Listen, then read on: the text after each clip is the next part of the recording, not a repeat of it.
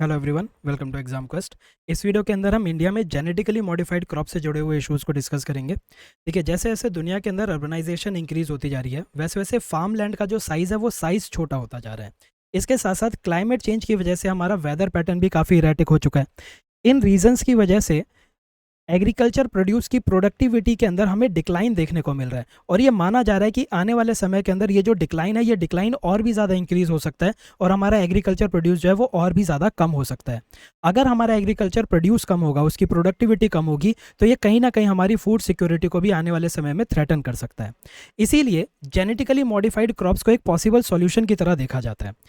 Crops के jeans के अंदर मॉडिफिकेशन करके हम क्रॉप्स की यील्ड को इंक्रीज कर सकते हैं, उन्हें पेस्ट रेजिस्टेंट बना सकते हैं और क्लाइमेट रेजिलिएंट बना सकते हैं।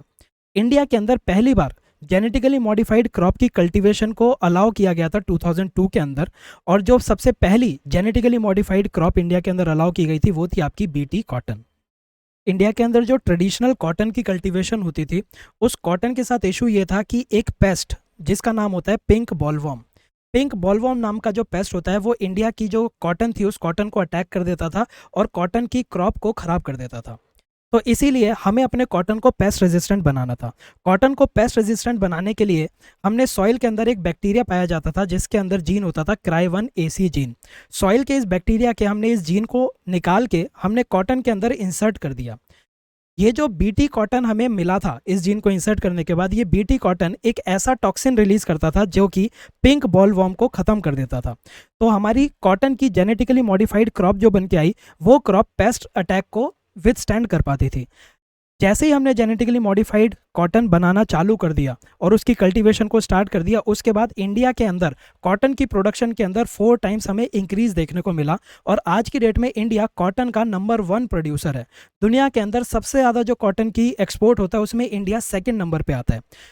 जेनेटिकली मॉडिफाइड कॉटन की सक्सेस को रेप्लिकेट करने के लिए Maharashtra hybrid seeds company Mahyco ने ब्रिंजल को भी पेस्ट रेजिस्टेंट बनाने की कोशिश करी। ब्रिंजल के ऊपर भी कुछ इंसेक्ट्स अटैक करते थे और हमारी कोशिश ये थी कि ब्रिंजल भी अगर इन अटैक्स को विथस्टैंड कर पाएगा तो ब्रिंजल की भी प्रोडक्टिविटी इंक्रीज हो जाएगी, ब्रिंजल की जो प्रोडक्शन है वो इंक्रीज होगी। तो हमने सेम Cry1AC जीन लिया और ब्रिंजल के अंदर इंसर्ट करने की कोशिश करी, और इस ब्रिंजल को, ये जो जेनेटिकली मॉडिफाइड ब्रिंजल बना था, इसको जेनेटिक इंजीनियरिंग अप्रेजल कमेटी ने 2009 के अंदर कमर्शियल यूज़ के लिए परमिशन भी दे दी थी। लेकिन BT cotton and BT brinjal, इन दोनों के अंदर एक फंडामेंटल डिफरेंस था, और वो डिफरेंस ये था कि बीटी कॉटन की जो क्रॉप थी, ये क्रॉप नॉन फूड क्रॉप होती है। नॉन फूड क्रॉप यानी कि इंसान इसको खाता नहीं है, इसके सिर्फ कपड़े बनाए जाते हैं और कपड़े पहने जाते हैं। लेकिन जो हमारा जेनेटिकली मॉडिफाइड ब्रिंजल था, बीटी ब्रिंजल, ये एक फूड क्रॉप है, इसको ह्यूमंस कंज्यूम करेंगे, इसको खाएंगे। तो एक कंसर्न उठने लगा कि ये जो जेनेटिकली मॉडिफाइड ब्रिंजल है, इसके ऊपर अभी तक बहुत एक्सटेंसिव टेस्ट नहीं हुए। तो हमें पता नहीं है कि जेनेटिकली मॉडिफाइड फूड क्रॉप को अगर हम खाएंगे तो इससे इंसानों की हेल्थ के ऊपर, इंसानों की फूड सेफ्टी के ऊपर क्या खतरा हो सकता है। इसके साथ साथ कुछ साइंटिस्ट ने यह भी कंसर्न रेज किया कि जेनेटिकली मॉडिफाइड फूड क्रॉप जो है वो इंडिया की बायोडाइवर्सिटी को भी हार्म कर सकते हैं। इन कंसर्न्स की वजह से सरकार ने बीटी ब्रिंजल की कमर्शियल यूज़ को परमिशन नहीं दी, और आज तक बीटी ब्रिंजल की कल्टीवेशन के ऊपर मोरेटोरियम लगा हुआ है, रोक लगा हुआ है। अब ये पूरा का पूरा इशू दोबारा से न्यूज़ में क्यों आया? न्यूज़ में इसलिए आया है क्योंकि अभी recently genetic engineering appraisal committee ने एक और फूड क्रॉप को एनवायरमेंटल क्लियरेंस प्रोवाइड कर दी है, और ये फूड क्रॉप है आपकी धारा मस्टर्ड हाइब्रिड 11। ये मस्टर्ड की एक जेनेटिकली मॉडिफाइड फूड क्रॉप है। तो अब इस इशू को हम डिटेल में देखते हैं कि आखिर ये इशू है क्या। देखिए, हमें मस्टर्ड की जो यील्ड थी उस यील्ड को इंक्रीज़ करना था। जब भी आपको किसी क्रॉप की यील्ड को इंक्रीज़ करना होता है तो उसका एक पॉसिबल तरीका होता है हाइब्रिडाइजेशन। हाइब्रिडाइजेशन के अंदर क्या होता है, हम सेम स्पीशीज़ के प्लांट की 2 वेराइटीज़ को लेते हैं और उन 2 वेराइटीज़ को आपस में क्रॉस करा देते हैं, यानी कि उन दोनों वेराइटी को आपस में रिप्रोड्यूस करा देते हैं। इनका जो ऑफस्प्रिंग निकल के आता है, इस ऑफस्प्रिंग की यील्ड अपने पेरेंट्स की यील्ड के मुकाबले ज़्यादा होती है। तो हाइब्रिडाइजेशन एक पॉसिबल तरीका है जिससे हम मस्टर्ड की यील्ड को इंक्रीज कर सकते हैं। लेकिन मस्टर्ड के साथ एक इशू है। इशू क्या है? मस्टर्ड प्लांट जगत की शीला है, ये खुद से ही प्यार जता लेती है। मस्टर्ड सीड के जो फ्लावर्स होते हैं, इस फ्लावर्स के अंदर मेल पार्ट और फीमेल पार्ट, दोनों पार्ट आपस में एग्जिस्ट कर रहे होते हैं, और ये दोनों के दोनों ही आपस में रिप्रोड्यूस करके बच्चा पैदा कर लेते हैं। तो अगर प्लांट के फ्लावर्स आपस में ही सीड प्रोड्यूस करे जा रहे हैं, तो हम इसको दूसरे प्लांट के साथ किस तरह क्रॉस कराएं, ये एक बहुत बड़ा चैलेंज सामने निकल के आया। तो इसका एक तरीका निकाला गया और वो तरीके के अंदर हम 3 स्टेप्स को फॉलो करते हैं। पहला स्टेप क्या है? पहले स्टेप के अंदर हमें जिस भी प्लांट का हाइब्रिड करवाना होता है, बनाना होता है, हम उस प्लांट के मेल पार्ट को स्टेराइल कर देते हैं कि ये जो मेल पार्ट है, ये मेल पार्ट अपना रिप्रोडक्टिव फंक्शन कर ही ना पाए। तो अगर किसी प्लांट के अंदर मेल और फीमेल दोनों पार्ट एग्जिस्ट करते हैं और इसके मेल पार्ट को हमने स्टेराइल कर दिया, तो हम कह सकते हैं कि ये जो प्लांट के फ्लावर्स हैं ये अब फीमेल की तरह एक्ट कर रहे हैं। तो पहले स्टेप के अंदर हम पॉलिनेशन को, सेल्फ पॉलिनेशन को रोकने के लिए मेल पार्ट को स्टेराइल करते हैं। दूसरे स्टेप के अंदर हमें इस प्लांट को जिस वैरायटी के साथ क्रॉस कराना होता है उस वैरायटी के साथ हम इसको क्रॉस करा देते हैं। अब तीसरा स्टेप क्या है? तीसरा स्टेप के लिए आपको सेल्फ पॉलिनेशन का एक फ़ायदा समझना होगा। फ़ायदा क्या होता है? देखिए, जब भी कोई प्लांट सेल्फ पॉलिनेट करता है, यानी कि खुद ही अपने सीड्स प्रोड्यूस कर लेता है, तो इसका मतलब क्या है? इसका मतलब यह है कि इस प्लांट के सीड्स की कभी भी कमी नहीं होगी। ये खुद ही जर्मिनेट कर करके सीड्स प्रोड्यूस करता जाएगा, रिप्रोड्यूस करता जाएगा और हमें नए नए ऑफस्प्रिंग्स मिलते जाएंगे। ठीक है, लेकिन हमने क्या किया? हमने पहले स्टेप के अंदर इस प्लांट के मेल पार्ट को स्टेराइल कर दिया। मेल पार्ट जब स्टेराइल हो गया तो उसके बाद इसकी सेल्फ पॉलिनेशन को हमने रोक दिया। अब जो बच्चा पैदा होगा उस बच्चे का भी मेल पार्ट जो है वो स्टेराइल होगा।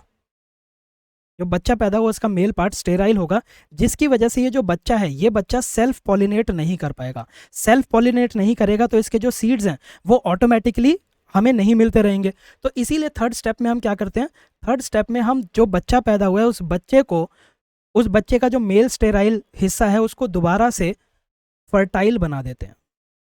ठीक है, तो अगर मैं इसको एक शॉर्ट में बताना चाहूँ तो शॉर्ट में क्या होता है? पहले हमें जिस भी प्लांट की हाइब्रिड बनवाना होता है, हम उस प्लांट का सेल्फ पॉलिनेशन रोकने के लिए उस प्लांट के मेल पार्ट को स्टेराइल कर देते हैं।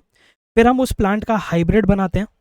हाइब्रिड बन के जो बच्चा पैदा होता है उस बच्चे के अंदर हमें मेल स्टेरिलिटी को ख़त्म करना होता है और हम उसको दोबारा से फर्टाइल बना देते हैं ताकि उसकी सेल्फ पॉलिनेशन दोबारा से स्टार्ट हो जाए और हमें सीड्स मिलते रहें। ठीक है, अब इन स्टेप्स के अंदर ये काम किया कैसे जाता है? आखिर मेल पार्ट को स्टेराइल कैसे करते हैं? तो देखिए, स्टेप 1 में हमें जब मेल पार्ट को स्टेराइल करना है तो स्टेराइल करने के लिए हम क्या करते हैं? हम प्लांट के अंदर एक जीन को इंट्रोड्यूस कर देते हैं जिस जीन का नाम होता है बार्नेस जीन।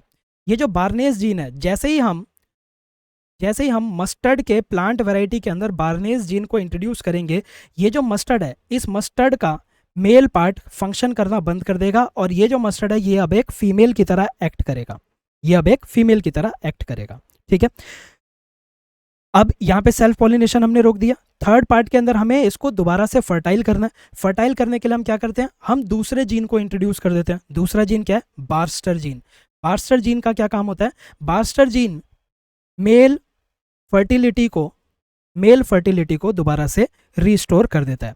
तो जैसी मेल फर्टिलिटी रीस्टोर होती है, फीमेल फर्टिलिटी तो ऑलरेडी काम कर ही रही थी, तो उसके बाद से ये जो प्लांट है ये दोबारा से सेल्फ पॉलिनेटिंग हो जाता है। ठीक है, तो ये 2 जीन्स आपको अच्छे से याद करने हैं। तो इसीलिए जो पूरा का पूरा तरीका है, इस तरीके को हम क्या कहते हैं? बार्स्टर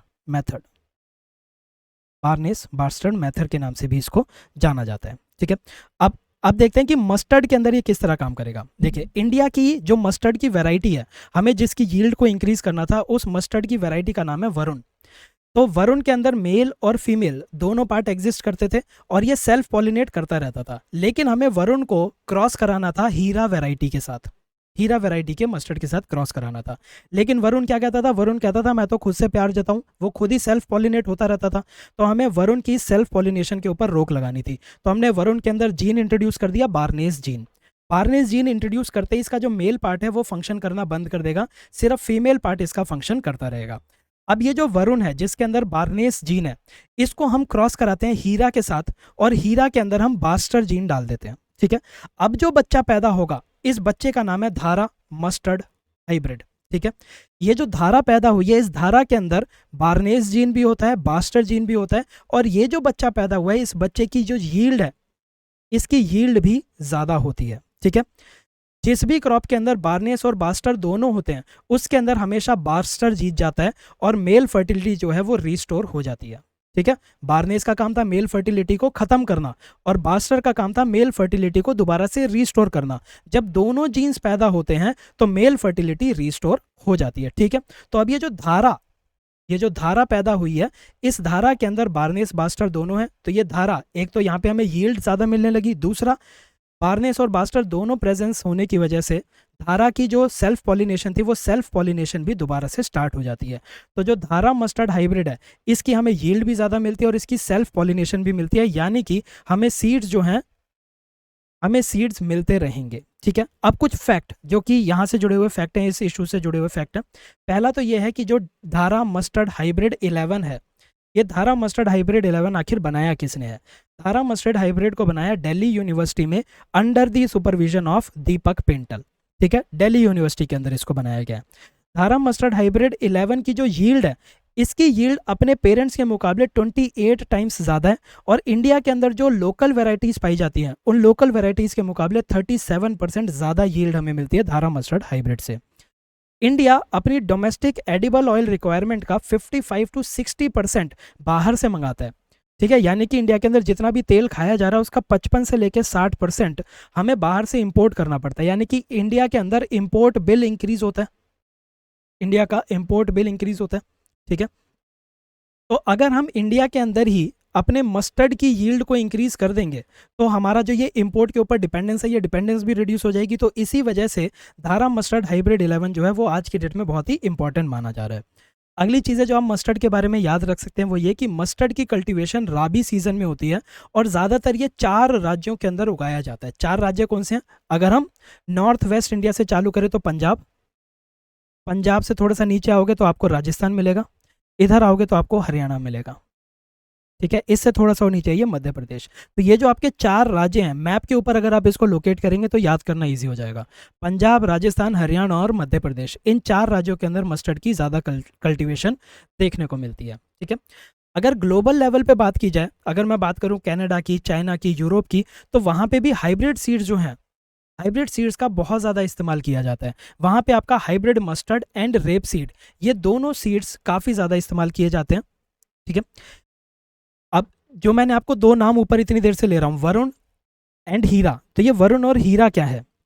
देखिए, वरुण इंडिया की मस्टर्ड वेराइटी है जिसकी हमें यील्ड को इंक्रीज करना था। ठीक है, तो वरुण के अंदर हमने बार्नेस जीन को इंट्रोड्यूस किया था, इसको मेल स्टेराइल बनाने के लिए, ताकि ये सेल्फ पॉलिनेट ना करे। और हीरा 2 क्या है? हीरा 2 ईस्ट यूरोप की मस्टर्ड वेराइटी है जिसके अंदर हमने बास्टर जीन को इंट्रोड्यूस किया था, बास्टर जीन को इंट्रोड्यूस किया था। और इन दोनों से जो बच्चा पैदा होगा वो है धारा मस्टर्ड हाइब्रिड 11। धारा मस्टर्ड हाइब्रिड 11 जिसकी यील्ड भी ज़्यादा है और जो कि सेल्फ पॉलिनेट भी कर सकता है। एक और फैक्ट जो कि बहुत ही इंपॉर्टेंट है वो फैक्ट ये है कि पूरी दुनिया के अंदर जितनी भी क्रॉप लैंड है, उस क्रॉप लैंड का 10% हिस्सा जो है वो जेनेटिकली मॉडिफाइड क्रॉप्स के अंडर ही आता है। ठीक है, जो हम जीन्स की अभी तक बात करते आ रहे हैं, baldness gene and bastard gene, ये दोनों के दोनों जीन्स हम एक बैक्टीरिया से एक्सट्रैक्ट करते हैं। कौन सा बैक्टीरिया होता है? सॉइल के अंदर एक बैक्टीरिया पाया जाता है जिसका नाम है बैसिलस अमाइलोलिक्विफेसिंस, अमाइलोलिक्विफेसिंस। ठीक है, इस बैक्टीरिया से हम बार्नेस और बास्टर जीन को एक्सट्रैक्ट करते हैं और फिर इंट्रोड्यूस करते हैं हमारे मस्टर्ड की वेराइटीज़ के अंदर। ठीक है, अब ये जो जेनेटिकली मॉडिफाइड क्रॉप है मस्टर्ड की, इसको लेके अपोजिशन क्या है? देखिए, कुछ अपोजिशन में आपको ऑलरेडी बता चुका हूँ कि एक फूड क्रॉप है, फूड क्रॉप के जीन्स को अगर हम मॉडिफाई कर रहे हैं, ठीक है, आर्टिफिशियली मॉडिफाई किया जा रहा है, तो इस मॉडिफिकेशन की वजह से ह्यूमन हेल्थ के ऊपर क्या असर होगा, इसकी अभी और भी टेस्टिंग की रिक्वायरमेंट है। ठीक है, हमारी बायोडाइवर्सिटी को भी कुछ थ्रेट हो सकता है इसकी वजह से। इसके साथ साथ जो हमारी DMH11 है, उसके अंदर एक और अपोजिशन का कारण बन रहा है, और वो कारण क्या है? हमने बात की है 2 जीन्स की, baldness gene and bastard gene. इसके अलावा एक तीसरा जीन भी होता है जो कि हम DMH11 के अंदर इंट्रोड्यूस करते हैं, उस जीन का नाम होता है बार जीन। ये जो बार जीन होता है ये DMH11 को हर्बिसाइड टॉलरेंट भी बनाता है, हर्बिसाइड टॉलरेंट भी बनाता है। ठीक है, तो एक पेस्टिसाइड होता है जिसका नाम होता है ग्लूफोसिनेट अमोनियम, ग्लूफोसिनेट अमोनियम। ठीक है, तो जो DMH11 है, DMH11 इस पेस्टिसाइड को टॉलरेट कर लेता है। तो फार्मर्स जो बात कर रहे हैं वो बात ये है कि क्योंकि हमने DMH11 को पेस्टिसाइड रेजिस्टेंट बना दिया है, तो फार्मर्स के पास अब एक इंसेंटिव है कि वो मैनुअली पेस्ट्स को एंड वीड्स को अपने हाथों से हटाने की बजाय केमिकल्स यूज करने लगे। तो अगर लोग ज़्यादा केमिकल यूज करेंगे तो उसका भी हेल्थ के ऊपर काफ़ी ज़्यादा असर पड़ सकता है। दूसरा, इंडिया के अंदर बहुत सारे ऐसे गरीब लेबर है जो कि जिनको एम्प्लॉयमेंट मिलती थी वीड्स को हाथों से रिमूव करने के लिए। तो अगर हम केमिकल्स का ज़्यादा इस्तेमाल करने लगेंगे तो उनके रोजगार के ऊपर भी खतरा आ सकता है। ठीक है, तो एक तो ये बहुत बड़ा इशू है जिसके ऊपर अपोजिशन हमें देखने को मिल रही है। दूसरी अपोजिशन ये है कि ये एक जेनेटिकली मॉडिफाइड हाइब्रिड हमने बना दिया है, हाइब्रिड क्रॉप बना दी है। अब इस क्रॉप का जो बीज होती हैं जो पॉलिनेट करती हैं, इन बीज के ऊपर क्या असर होगा, इसकी भी एक एक्सटेंसिव स्टडी की डिमांड की जा रही है। ठीक है, तो ये कुछ अपोजिशन है। अच्छा, एक और सवाल जो आ सकता है, क्या जेनेटिक इंजीनियरिंग अप्रेजल कमेटी की अप्रूवल के बाद कमर्शियल कल्टीवेशन स्टार्ट हो जाती है? नहीं, ऐसा नहीं होता। जेनेटिक इंजीनियरिंग अप्रेजल कमेटी की अप्रूवल के बाद ministry of environment, forest and climate change जब इसकी अप्रूवल देता है उसी के बाद कमर्शियल कल्टीवेशन स्टार्ट होती है। जीएसी जो परमिशन दे रहा है ये सिर्फ रिकमेंडेशन की फॉर्म में होती है, ये रिकमेंडेशन की फॉर्म में होती है। ठीक है, अब एडमिनिस्ट्रेशन की अगर बात की जाए तो जेनेटिक इंजीनियरिंग अप्रेजल कमेटी एक स्टैट्यूटरी बॉडी है जिसको हमने एनवायरनमेंट प्रोटेक्शन एक्ट 1986 के अंडर कॉन्स्टिट्यूट किया था। Genetic engineering appraisal committee ministry of environment, forest and climate change के अंडर काम करती है। जेनेटिक इंजीनियरिंग अप्रेजल कमेटी का काम क्या है? इंडिया के अंदर जितने भी हैजार्डुअस माइक्रो ऑर्गेनिजम्स हैं, जितने भी जेनेटिकली मॉडिफाइड ऑर्गेनिजम्स हैं या सेल्स हैं, इनका यूज़, मैन्युफैक्चर, स्टोरेज, इंपोर्ट और एक्सपोर्ट, इन सभी चीज़ों को genetic engineering appraisal committee regulate करती है। इसके साथ साथ जितने भी जेनेटिकली इंजीनियर्ड प्रोडक्ट्स हैं, ऑर्गेनिजम्स हैं, इनकी फील्ड ट्रायल्स होंगी या नहीं होंगी, इनके फील्ड ट्रायल्स होंगे या नहीं होंगे, ये कौन असेस करता है? ये भी जेनेटिक इंजीनियरिंग अप्रेजल कमेटी ही असेस करती है। ठीक है, तो ये सारे का सारा इशू था जेनेटिक क्रॉप से जुड़ा हुआ इंडिया के अंदर। ठीक है, अगर आपको कोई भी डाउट आता है इस वीडियो के अंदर तो आप हमसे कमेंट सेक्शन के अंदर पूछ सकते हैं। अगर आपको वीडियो पसंद आई है तो वीडियो को लाइक करना ना भूलें, चैनल पर नए हैं तो चैनल को सब्सक्राइब ज़रूर करें। Thank you.